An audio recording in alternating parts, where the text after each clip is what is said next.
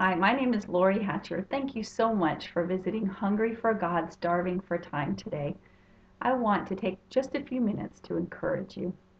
I live in Columbia, South Carolina, but I haven't always lived here. I grew up on the shores of Narragansett Bay in Rhode Island.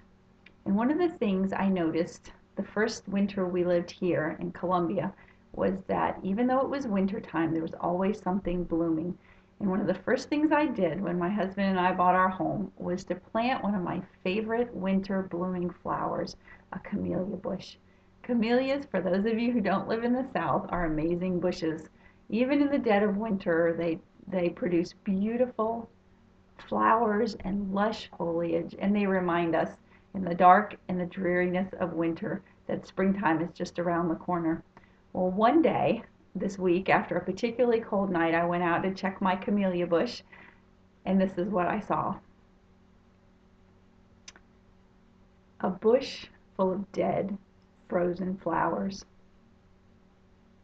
And you know, sometimes we look at our lives and they seem so full of hope and promise, and then one day we only see death and destruction. We only see what could have been and what was taken away from us. And it's easy to see that, to see all that's all that there is. But as I looked closer at that camellia bush, past the death and the destruction and the loss, I saw something else. I saw a bush full of buds. And to me, those buds symbolize the promise and the hope that we have as believers, that even though circumstances and situations come into our lives that bring death and destruction, underneath it, there's still hope. Jesus said, I'm come that you might have life and that you might have it more abundantly. And at the foundation of that abundant life is the hope that he gives us. He calls himself the God of hope. And sometimes he tells us, except a kernel of wheat fall to the ground and die, it cannot bear much fruit. And so I picked a vase full of buds as a testimony to the hope that God offers us. And I put them on my kitchen table, and I allowed them to remind me that even when things look dead and hopeless, there's potential and there's hope in Christ. And you know what happened?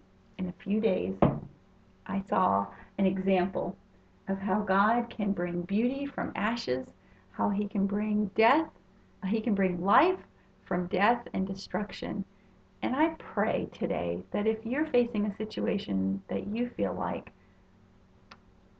only holds death and loss, pray that you would look deep with the eyes of faith and see the hope, see the promise, see the potential, and trust God to bring something beautiful out of your situation.